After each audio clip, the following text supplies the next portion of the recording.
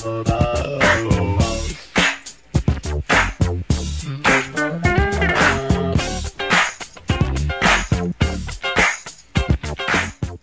y'all doing? My name is Paul, and I'm going to be your tour guide on the bus we like to call taking interferon injections for multiple sclerosis. Now I know what you're all thinking. Ooh, I don't like needles. Needles ain't the coolest thing that I've ever came across, and I'll have to agree with you. Because you know what? I'd probably sometimes like to take a swift kick in my nutsack rather than put a needle in my skin. But since we ain't gonna have a nutsack kick get us any better, I guess we're gonna have to get through the needles. And people are always stopping me in the street, and they're saying, "Hey Paul, how come you're so god-darn chipper about taking them god-darn interferon injections?" And I have to tell them, I say, hey, slow down the bus before you hit something. Now, what you need to do is you need to follow my 4-step plan for success on injections. Now, if you like to, you come on and follow me, and I'll take you to the promised land. Alright, we get to step number 1. Now, what I like to do is I like to turn my shot into one of my favorite pastimes, partying. Now, instead of doing it with the methamphetamines, the cocaine, and maybe a little bit of alcoholic beverages, is I like to use my interferon injection, a little bit of confetti, and a poster. Poster is the best thing you can do, because not only does it remind you that you have to take your shot, but it also gets you pumped up like you're about to go to ladies' night at your local tavern. You're going to need to list a couple simple things. First, declare what the party is. It's a shot party. Now, where's it going to be at? It's going to be in my butt. When's it going to be? 9 o'clock tonight, sharp. And why? Well, because the man's trying to hold me down, and we don't like that. So, fill her up, stick her where it's got to go, and have a good time with it. Now you can follow me to step number 2. See you there. Alright, I believe that brings us to step number 2. And I know what you're all probably thinking out there.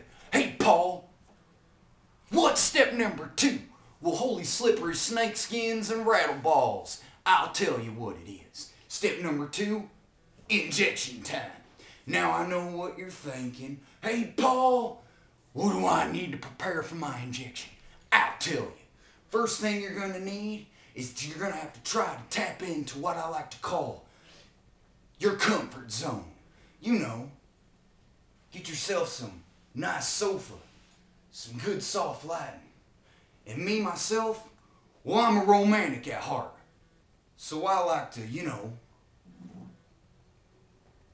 bring on a little candlelight. Soft music. Ooh. That's my jam.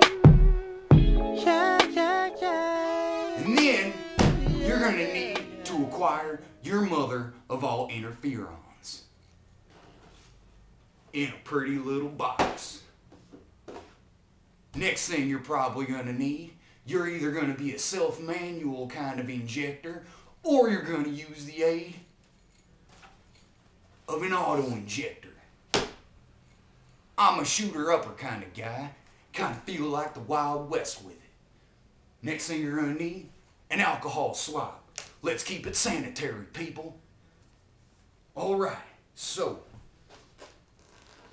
undo your auto-injector, load the son of a bitch up, take out your swab, swab up your zone, break her out, stick her in, press her down, have some fun.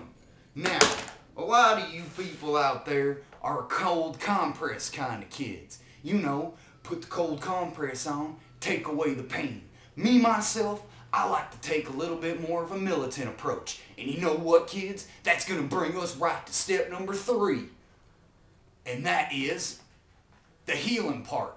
Now me, I like to go straight for the bread and the biscuits. I got a pocket knife. And I know what you're all thinking. "Hey, Paul, why the pocket knife? You're such a dangerous kind of fella." And I have to rebuttal that statement and let you know it's a part of my takeaway plan. Also, you're gonna need an Indian headdress. I myself acquired this from a young fella named Shadowfoot O'Hanson. Me and him spent some time on a local Indian reservation in New Hampshire.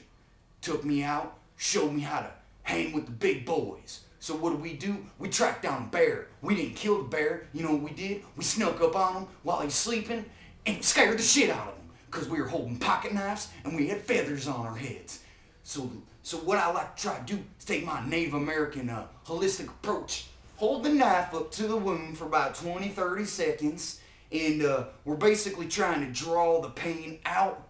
It doesn't usually happen too often, but goddamn it, wouldn't you say I look macho? Now, pocket knife. Alright.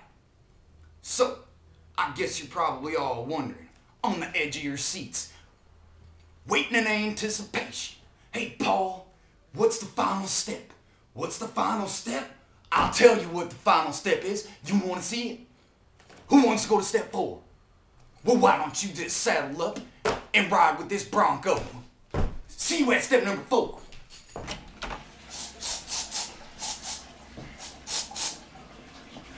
Oh, son of a bitch. Alright, let's move right on to step number 4. Stress management.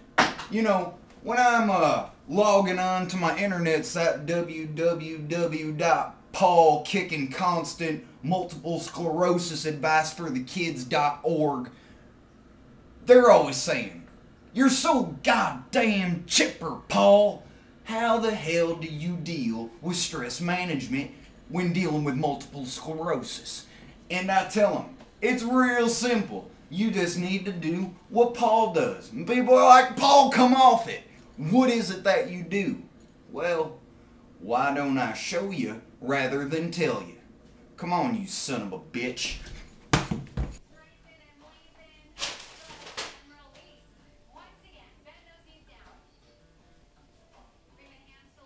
Yoga!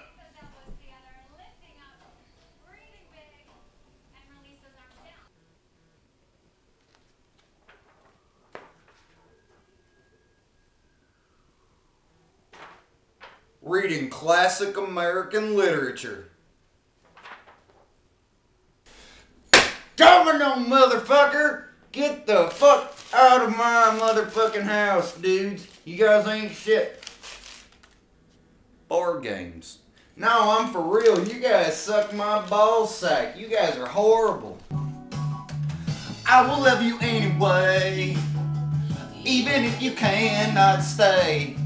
I think you are the one for me. Here is where you are to me. I just want to satisfy you. You're not mine and I can't deny you. Singing. You know you're my talking, baby. Love me now or I'll go crazy. Whoa, whoa, sweet thing. Don't you know you're my everything?